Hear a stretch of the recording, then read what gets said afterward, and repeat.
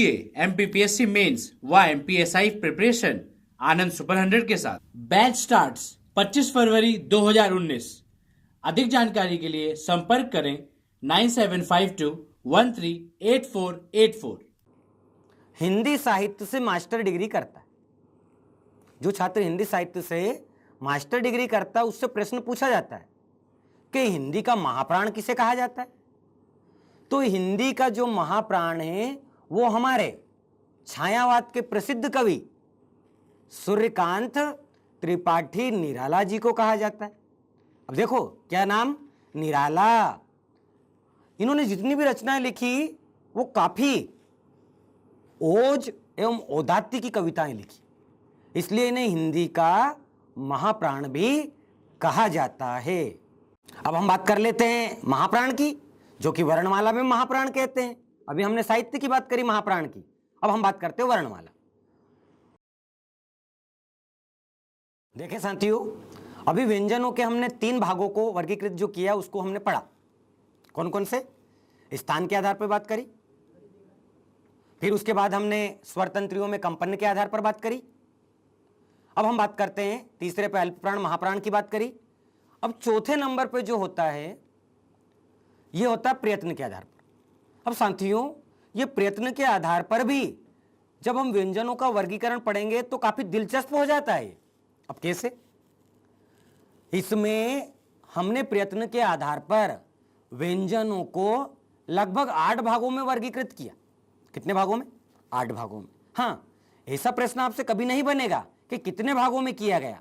इसके पीछे कारण यह है कि जो स्पर्श व्यंजन जो कि पिछले वीडियो में हमने देखे, अब आपको याद होगा कितने थे वो स्पर्श व्यंजन? 25। तो उन स्पर्श व्यंजनों को भी प्रयत्न के आधार पर आगे जाके 3 भागों में वर्गीकृत किया, जैसे कि आप स्लाइड पर देख रहे हैं। पहले वो थे स्पर्श, कितने? 25। अब हमने स्पर्श को जो 3 भागों में वर्गीकृत किया उसमें पहला था स्पर्शी, दूसरा था स्पर्श संघर्षी व तीसरा था नासिक या नासिका। स्पर्श की बात कर लें। अब स्पर्श कितने वर्ण? देखिए, प्रश्न पूछता मध्य प्रदेश उपनिरीक्षक में स्पर्श वर्णों की संख्या बताइए, तो आपको 25 उत्तर लगाना। वहीं बोल देता है स्पर्श को स्पर्शी व्यंजन कितने होते हैं, तो आपको 16 उत्तर लगाना। अब कौन कौन से होते हैं तो देखते हैं। ये जो 16 वर्ण होते हैं, का, ख, गा, घा, कितने बोले मैंने वर्ण? 4।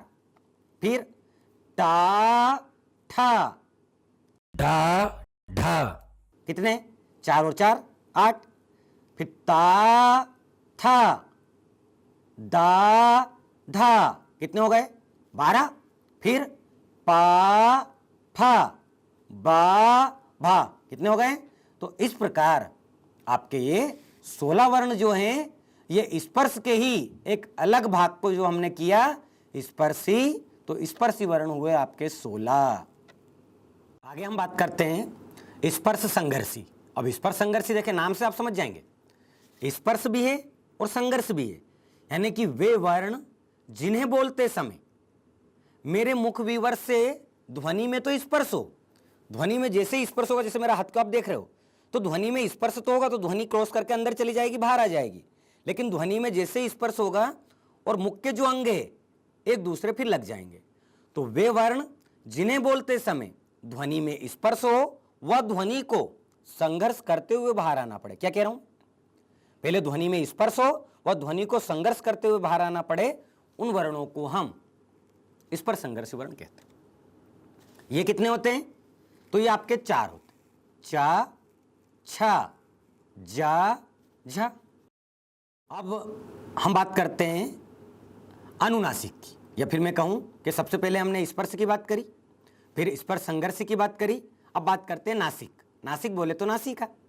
अब पिछले, या मैं कहूं कि पहले के वीडियो में हमने अनुनासिक से जो बोले गए वर्ण थे उन्हें देखा, तो वो अनुनासिक वाले जो वर्ण थे वही यहाँ नासिका में आएंगे। दोनों एक ही बात है, लेकिन बाद में क्या हुआ कि स्पर्श के आधार पर जब हमने 3 भागों में वर्गीकृत किया तो मोटे तौर पर अनुनासिक को भी हम इसी में ले लेते हैं। कौन कौन से वर्ण तो आप सबको ही पता है, आप खुद दोहरा लीजिए। अंगा, या, णा, ना और मा। इस प्रकार आपके स्पर्शी वर्ण कितने? 16। स्पर्श संघर्षी वर्ण कितने? 4। तो 16 4 कितने? 20। और नासिक से बोले जाने वाले, नासिका से बोले जाने वाले वर्ण कितने? 5। तो 20 और 5 25। इस प्रकार आपके स्पर्श व्यंजन जो 25 थे उन्हें मोटे तौर पर 3 भागों में हमने ये अभी देखा। आगे देखते हैं, जैसे कि आगे जो बात करेंगे वो है अंतस्थ व्यंजन। फिर मैं वापस दोहरा रहा हूं, पहले की वीडियो में हमने फिर देखा कि अंतस्थ व्यंजन कितने थे हमारे? 4। कौन कौन से? या, रा, ला और वा। आगे जाकर प्रयत्न के आधार पर इनको हमने फिर 3 भागों में वर्गीकृत किया, जैसे कि आप स्लाइड पर देख रहे हैं। एक है प्राकंपित वर्ण। अब प्राकंपित वर्ण क्या? वह वर्ण जिसे बोलते समय मेरी टंक में, मेरी जीभ में कंपन हो। क्या कहा मैंने? वह वर्ण जिसे बोलते समय मेरी जीभ में कंपन हो, उस वर्ण को प्राकंपित या लुंठित वर्ण कहते हैं। क्या कहा मैंने? प्राकंपित या लुंठित वर्ण कहते हैं। यहां कौन सा वर्ण होता है? रा। क्या होता है? रा। जैसे आप बोलेंगे तो आपकी जीभ में थोड़ा सा कंपन होगा, चाहे तो आप बोलकर देख लीजिए। आगे हम बात करते हैं, अगला जो वर्ण है वो है पार्श्विक। पार्श्विक किसे कहेंगे? वह वर्ण जिसे बोलते समय, वह वर्ण जिसे बोलते समय जीभ में हल्का सा या फिर कहूं कि थोड़ा सा घुमाव आए, उस वर्ण को पार्श्विक वर्ण कहते हैं। देखिए दोस्तों, जैसे कि आपने सीटी बजाई होगी, जब हम सीटी बजाते हैं ना, तो जब सीटी बजाते हैं तो जीभ हमारी हल्की सी गोल होती है, तब ध्वनि दोनों तरफ से पास होगी, तब सीटी बजेगी। तो ऐसा ही है, ला वर्ण को जब हम बोलते हैं तो मुख विवर में जो जीभ है हल्की सी घूमती है। आगे हम बात करते हैं अर्धस्वर। प्रश्न पूछता है अर्धस्वर किसे कहते हैं? तो वे व्यंजन जिन्हें बोलते समय, क्या कहा मैंने? वे व्यंजन जिन्हें बोलते समय अर्धध्वनि स्वर के समान निकलती हो। अब ध्यान दे, ये जो 2 वर्ण हैं कौन कौन से हैं? जैसा कि अभी हमने बात करी, रा की बात कर चुके हैं, ला की बात कर चुके हैं, तो अब आपको पता होगा कौन कौन से, आप ही बता दीजिए। तो ये जो 2 वर्ण हैं ये है आपके या और वा। इस प्रकार अंतस्थ व्यंजन आपके हो गए 4। और कितने भागों में वर्गीकृत किया? एक बार दोहरा लीजिए आप। पहला हमने बात करी प्राकंपित की, दूसरी हमने बात करी पार्श्विक की, और तीसरी बात हमने करी अर्धस्वर की। तो इस प्रकार ये आपके अंतस्थ के 4 वर्ण हुए। अब हम बात करते हैं ऊष्म व्यंजनों की। प्रयत्न के आधार पर ही जो ऊष्म व्यंजन है इसे हम संघर्षी व्यंजन कहते हैं। पहले वीडियो में हम देख चुके हैं ऊष्म व्यंजन या संघर्षी व्यंजन क्या, फिर भी मैं पुनः दोहरा देता हूं आपके सामने। वे वर्ण जिन्हें बोलते समय ध्वनि में या तो संघर्ष पैदा हो या ऊष्मा पैदा हो, उन वर्णों को हम संघर्षी या ऊष्म व्यंजन कहते हैं। ये कितने? 4।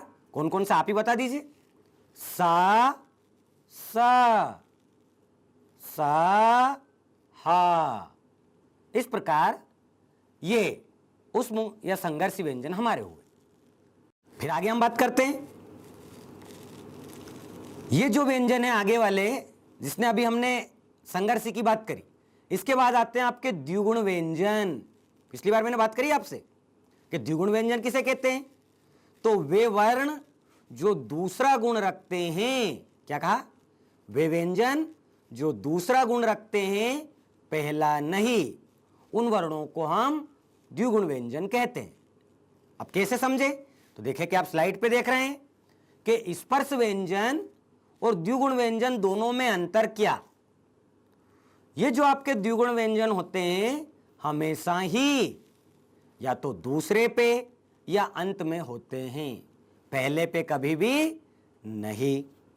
देखें, जैसे मैंने बोला लड़की, मैंने बोला पपड़ी, मैंने बोला गढ़, मैंने बोला मकड़ी, तो ये जो शब्द है इनके नीचे बिंदु लगाया जाता है।